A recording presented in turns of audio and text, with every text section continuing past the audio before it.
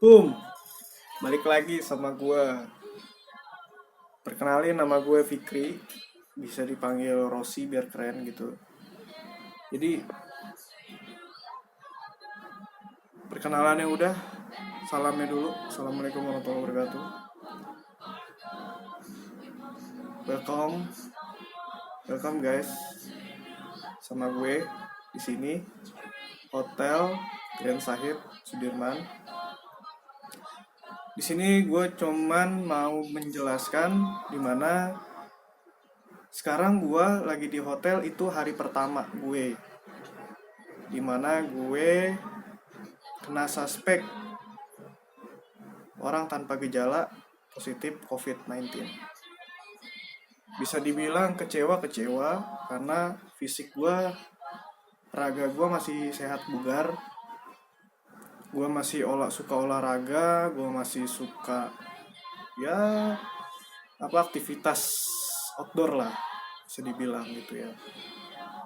Tapi nyatanya memang ini virus benar-benar nggak kelihatan, ya kan? Ini virus benar-benar nggak kelihatan. Ini gue ngasih view kerjaan gue. Jadi mau nggak mau, suka nggak suka, gue bawa kerjaan gue. Walaupun kondisi emang agak pusing kali ya kerjaan tuh, maksudnya kalau ketunda banyak itu jadi agak pusing gitu. Maksudnya dalam kondisi gue juga dibilang sehat fisik gue, tapi emang intern gue yang gue rasa emang agak ada penurunan kayak fokus, terus olah pikir gue mungkin agak melambannya mungkin ya karena faktor lelah sih gitu.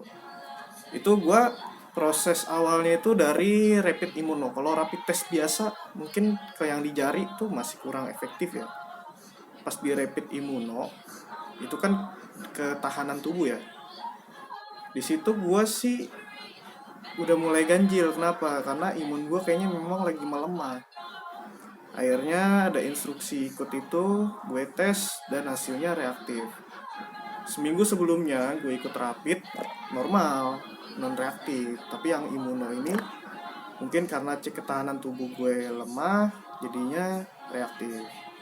Gak lama diinformasikan untuk ikut swab.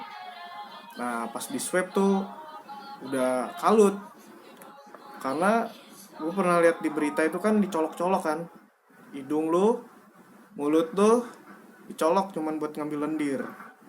Nah gue pas nggak lama tuh siangnya, jadi pagi gue imuno, siangnya gue langsung disuruh swab. Nah di swab itu apa ya, karena yang diincar hidung sama mulut lu dicolok, ya kan, gue lagi kayak lagi amandel. Emang siangnya gue bandel lagi ngopi ya kan, karena gue nggak tahu hasilnya, biasanya non reaktif. Terus pas taunya reaktif, ternyata gue udah ngopi kan. Terus belum berangkat juga gue langsung susu bir brand. Ya bukannya iklan nih, cuman ya antisipasi kan gue buat ketahanan tubuh. Ternyata lendir gue emang udah ada di pangkal sini nih. Jadi di sodoknya nggak jauh. Terus emang ada penyempitan di amandel gue. Jadi ya namanya petugas medis ya sudah ngerti. Jadi gue juga langsung disuruh untuk ngecek amandel gitu. Kurang lebih emang mungkin karena ada peradangan gitu ya. Terus hasilnya yang tenggorokan. Itu kalau yang hidung, efeknya tuh kalau orang yang nggak biasa dicolok-colok ya kan, bersin-bersin gitu. Gue selama di ambulan emang gue bersin berkali-kali, gue nggak ngerti ya karena cotton budnya atau gimana gitu ya. Cuman ya intinya ya gue sehat-sehat aja gitu loh. Kita nih nggak ngerasain yang namanya tanpa gejala ya, tapi virus itu yang namanya tentara yang udah diturunkan oleh Tuhan melalui apapun itu, gue nggak mau main konspirasi. Ya emang itu nyata ada, dan itu bakal menyerang kita sampai daya tahan kita melemah sampai menyebabkan kematian. Katanya ya. Kayak contoh gini aja deh, logikanya gini ya. eh Lendir nih, main di lendir dihasilkan oleh paru-paru. Terus terang gue perokok, tapi gue nggak mau sangkut pautin dengan nikotin yang nempel di paru-paru. Enggak, kita bahas fokusnya di covidnya. Jika covidnya itu sudah bersemayam tuh ya kan di paru-paru, menghasilkan apa namanya toksik tuh lendir, lambat laun kan akan menjadi penggumpalan ya di saluran pernapasan. Nah, sebenarnya yang membahayakan itu baik yang tua maupun yang muda, lintas umur, lintas usia. Gue sesekali sesek, gue anggap karena gue perokok gitu ya, tanpa gue sadarin. Ya mungkin gue udah tahu antisipasi kalau ketika gue sesek, ya gue udah biasa. Dada nyesek itu gue orangnya rutin sama tarik napas pernapasan. Jadi ketika gue sesek napas ya gue pernapasan, istighfar di situ ya kan. Ternyata memang ya ini ya, bahayanya wabah COVID-19 itu ya di situ. Dia serang pernapasan dan jangan sampai lendir-lendir itu memasuki ke saluran-saluran yang lain seperti ke hidung, sinus, lebih dari sinus mungkin. Untungnya gue nggak ada sih. Untung gue nggak ada. Paling itu aja, tenggorokan. Dan emang gue satu sisi emang lagi radang juga. Jadi mau emang ini konspirasi atau enggak, kita ambil netralnya aja ya. Kalau yang namanya protokol kesehatan, terus sama rujukan pemerintah, kalau bisa diikutin aja gitu. Kalau bisa diikutin. Kenapa? Kalau enggak, lu sehat-sehat aja kayak gua, tahu-tahu ada tes yang memaksakan lu harus tes, ternyata lu positif, pasti lu akan kecewa. Ya kan? Kenapa kecewa? Karena ya lu tuh sehat-sehat aja gitu loh. Kondisi lu bukan yang kuyup gitu kan. Kuyup, mukanya lemes ya kan. Enggak, lu tuh sehat. Tapi dia nusuk lu pelan-pelan dari belakang gitu loh. Ini emang virus kebangetan. Ini kalau virusnya nongol nih ya kan, muncul wujudnya, mungkin udah gua keplak tuh. Ya kan? Lu sembarangan baik lu. Ya kan? Diem-diem mainnya nusuk lu ya. Nah, jadi emang karena kita nggak bisa grill ya buat nuntasin ini wabah, baiknya kita sadarin betul aja sama kebiasaan kita. Jadi emang nih perlu ada adaptasi kayak kerjaan. Gue yang kerjaannya berkutat sama fisik, mau nggak mau gue harus kurangin karena ya mau nggak mau kan kita harus jarak jauh. Sama halnya dunia pendidikan yang biasanya belajar KBM, kegiatan belajar mengajar, mau nggak mau semua versi online. Semua tetap mukanya lewat aplikasi daring ya kan.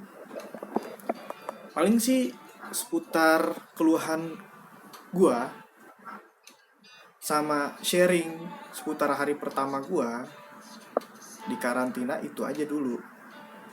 Ya kan? Rutinitas gua seperti biasa pada umumnya, gue biasa diisolasi di kamar di rumah gue sendiri, walaupun kondisi gue masih normal. Gue nggak kemana-mana, paling nganter jemput cewek gitu ya, nggak jauh lah. Habis itu ya udah gue nge-lockdown sendiri di rumah, isolasi. Nah habis itu hari pertama gue tuh biasa gue check in tuh malam. Gue check in malam, bawa dokumen, bawa peralatan perlengkapan gue sampai jam 10. Jam 10 gue naik skateboard. Gue balikin motor gue ke kantor pusat buat gratis. Buat gratis parkirnya, karena kalau di sini kan berbayar. Habis itu dari kantor pusat gue ke hotel nggak jauh, jadi gue nyeket doang, cruiser sampai jam 11-an kurang lebih. Ya gue santai-santai dulu di halte sebelum gue menikmati masa-masa di lockdown, ya kan? Di karantina ya, sorry, di karantina. Habis itu udah sih gue rest, istirahat sampai ketemu subuh kayak biasa, jalanin ibadah sampai gue prepare buat hari kerja gue setiap harinya. Kalau pagi ada Zoom meeting, ada briefing morning ya, itu ya, ada yang namanya kita prepare buat dokumen-dokumen. Udah itu aja. Habis itu ya proses pekerjaan sampai jam 8-an lah. Sorry, sampai jam 9-an lah. Karena gue pas buka pintu sama petugas hotelnya disuruh berjemur. Bukan disuruh sih, istilahnya ada fasilitas berjemur dari jam 8 sampai jam 10. Kalau lewat itu udah dilarang. Makanya gue telat nih. Masih ada 1 jam kok mas, masih aman. Oh ya udah, gue siap-siap, dokumen gue tinggalin, pekerjaan mau nggak mau gue pasrahkan gitu kan. Yang penting tugas PR gue yang diminta dari kemarin udah gue kerjain pas subuh. Gue turun ke lantai 3. Jadi ini gue ruangan gue lantai 5. Yang mau nengok silakan, lantai 5, kamar 4543. Habis itu gue turun ke lantai 3, ada swimming pool di sana, dan di sana ada para ODP para pasien yang sedang berjemur gitu kan. Ada yang senam juga, ada yang benar-benar aktivitas ngeluarin keringat. Ya oke, gue bercampur, tapi tetap kita prinsipnya social distancing. Di saat ada yang mendekat gue menjauh. Di saat ada yang menjauh gue tambah jauh lagi gitu ya. Di saat mendekat ya. Paling itu aja sih kegiatannya yang unik tapi positif. Unik ya, artinya unik. Kita disiplin untuk hidup sehat, dimana kita di karantina di sini bukannya untuk kayak bersedih meratapi nasib gue positif, bukan, tapi ya gue sendiri kecewa kenapa gue bisa kena. Gue telaah lagi, gue introspeksi lagi, mungkin ada beberapa prinsip protokol yang belum gue taatin, ya kan. Masker gue standby kalau gue ada kegiatan di luar. Ini karena di dalam ruangan aja ya. Kalau di luar lo pastiin maskernya kalau bisa yang bener-bener ini ada filternya, jangan scuba, jangan buff kain, karena di berita-berita kan rame tuh gak efektif. Nah gue itu tuh kesalahannya, gue suka pakainya scuba karena bisa dibilang stylish lah, ya kan. Kita masker tapi setidaknya nggak kayak orang sakit banget gitu loh. Sedangkan ini wabah bukannya nyerang orang sakit, nyerang orang sehat, nyerang semuanya gitu ya. Itu jadi pakai masker, pastiin cuci tangan. Nah gue paling rutin namanya cuci tangan.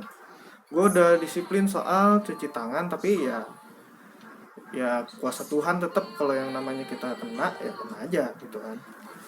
Ya itu sih mungkin dari masker ya, mungkin masker. Kita kerjaan ketemu orang, kita lagi di luar ketemu banyak orang juga gitu kan. Yang penting kalau buat prinsip gue nggak mau menyalahkan siapapun. Kita jangan sampai menyalahkan si A, si B, si C, tapi buat diri sendiri kita jadiin pembelajaran, dan buat yang lain dijadikan bahan introspeksi. Lu mau kayak gimana, mau kayak gue sah-sah aja, silakan aja. Cuman mau sampai kapan kan COVID nih berakhir gitu ya.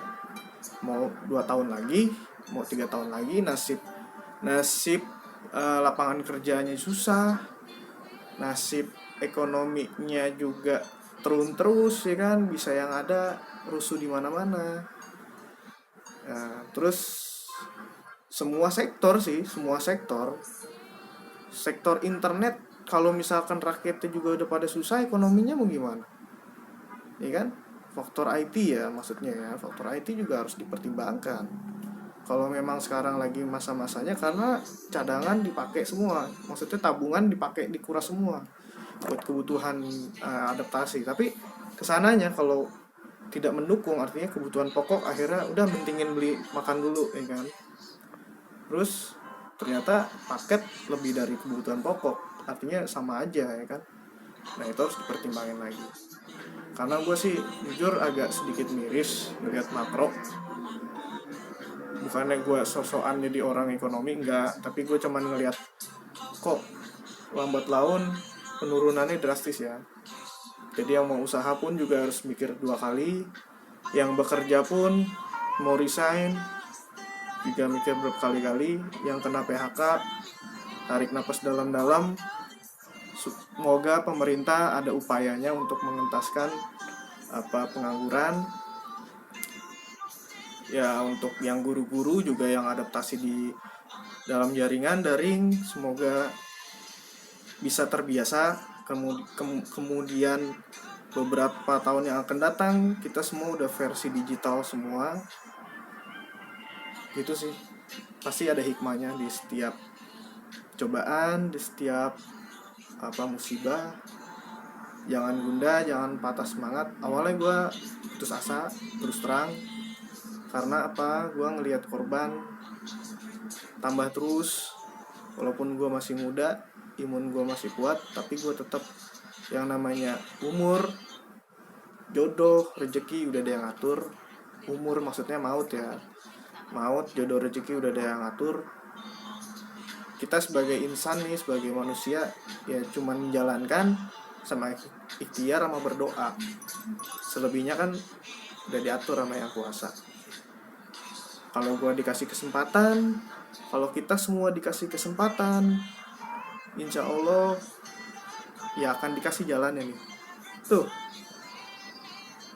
buat lebih bersyukur, lebih pandai bersyukur, dan lebih tidak sombong, tidak tinggi hati. Intinya itu sih. Karena buat apa juga kan kita tinggi hati ya, yang paling maha tinggi kan cuman Allah gitu kan. Ya gue jadi ceramah nih, intinya disitulah. Oke, mungkin itu aja kali ya guys. Udah sekian belas menit. Semoga ada hikmahnya, semoga ada intisari yang dapat dipetik dari omongan gue tadi. Review hari pertama gue. Gak mau kelamaan juga karena kerjaan gue numpuk, takut komplainan banyak. Dan gue cuman minta doanya, dan gue doain buat semuanya juga supaya tetap sehat, tetap jaga protokol kesehatan, jaga jarak, pakai masker sih yang penting. Pakai masker, jaga jarak juga, sama cintain orang yang udah peduli sama lo. Jangan sampai lu kejangkit dan lu sedih. Itu aja sih pesan gue. Oke, terima kasih. Gue Fikri. Itu aja deh. Assalamualaikum warahmatullahi wabarakatuh.